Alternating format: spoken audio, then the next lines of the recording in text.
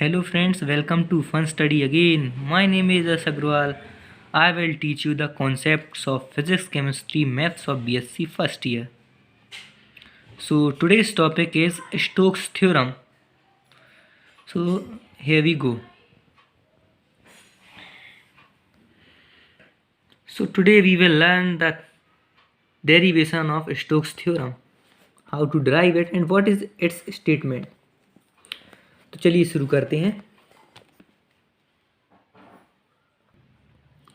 According to this theorem, the line integral of a vector field vector A along the boundary of a closed curve C is equal to the surface integral of curl of that vector field when the surface integration is done over the surface Fs enclosed by the boundary C.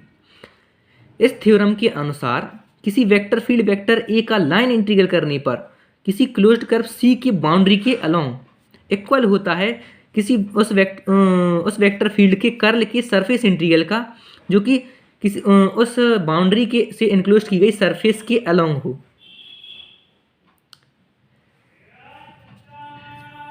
इसको आप ऐसे समझ सकते हैं कि किसी vector field vector A का line integral उस वेक्टर फील्ड कर्ल की सरफेस इंटीग्रल के इक्वल होता है इस थ्योरम के अनुसार. मैथमेटिकली हम इसको कुछ इस तरीके से लिख सकते हैं.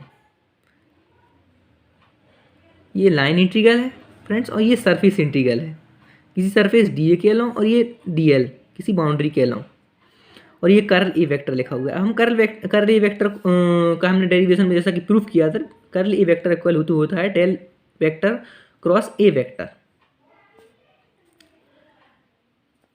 तो आगे बढ़ते हैं इसके प्रूफ की तरफ.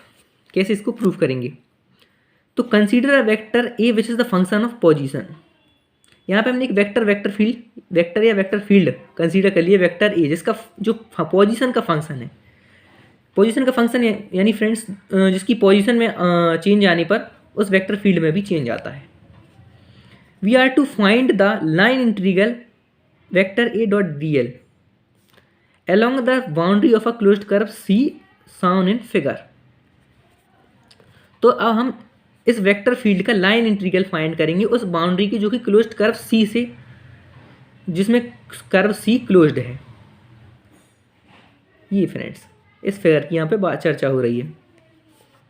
ये वेक्टर फील्ड वेक्टर A है, ये इसकी बाउंड्री DL है और ये कर्व C है. If we divide the area enclosed by the curve C in two parts by a line PQ, यदि हम इस कर्व को एक लाइन PQ से डिवाइड कर दें टू पार्ट्स में, we get the two closed curve C1 and C2. तो हमें दो कर्व मिल जाएंगे अब C1 और C2. The line integral of vector A along the boundary of curve C will be equal to the sum of line integral of vector A along C1 PQ C1 and C2 PQ C2. तो इस curve C के along अब जो इस curve ये जो curve है इसका लाइन इंटीग्रल इन दोनों कर्व के लाइन इंटीग्रल के सम के इक्वल होगा.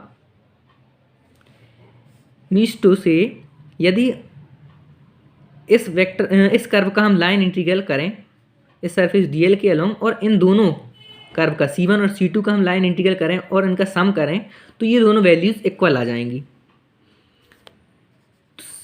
तो मैथमेटिकली हम इसको कुछ इस तरीके से लिख सकते हैं कि line integral of A vector along D L equal to line vector of vector A D L along C1 curve and plus line integral of vector A along C2 curve.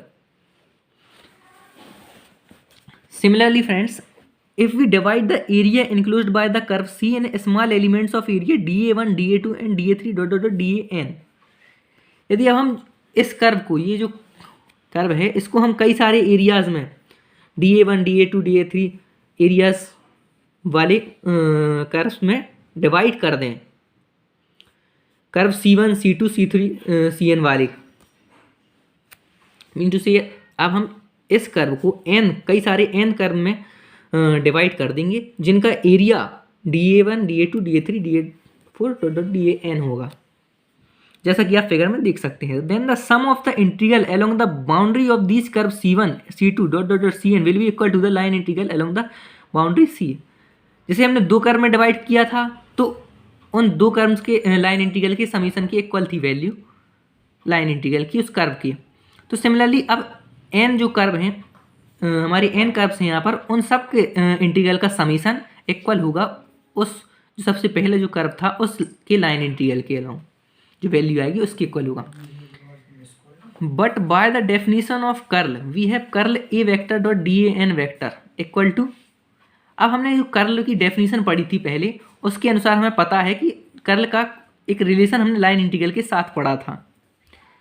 तो कर्ल ए वेक्टर की value ये है जो कि हमें यहाँ पर दिखाई दे रही है, इस समीशन में हमें दिखाई दे रहा है कि ये जो वैल्यू है वो कर्ल ए वेक्टर की इक्वल होती है। तो कर्ल ए वेक्टर तो डी एन वेक्टर की इक्वल होती है ये वैल्यू, तो हम इसको यहाँ पर पुट कर देंगे, इसकी प्लेस पर रिप्लेस कर देंगे या फिर। तो फ्रेंड्स ये इक्वेशन कुछ इस तरह नजर आने लगेगी फ्रेंड्स। अब इस समीशन को हम हटा के सरफेस इंटीग्रल लिख सकते हैं फ्रेंड्स, सरफेस इंटीग्रल, और ये हमारी स्टोक्स थ्योरम प्रूव हो गई friends. It is the statement of Stokes theorem. तो यदि फ्रेंड्स आपको कोई डाउट हो तो आप पूछ सकते हैं कमेंट बॉक्स में, और आप चाहें तो इसका स्क्रीनशॉट ले सकते हैं फ्रेंड्स।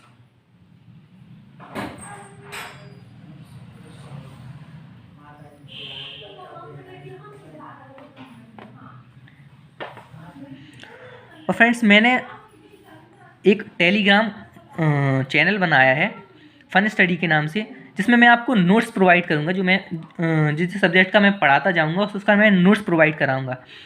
तो आप अगर चाहें तो उस पर उसको ज्वाइन कर सकते हैं फ्रेंड्स। और thanks for watching this video, subscribe this channel also. Thank you friends.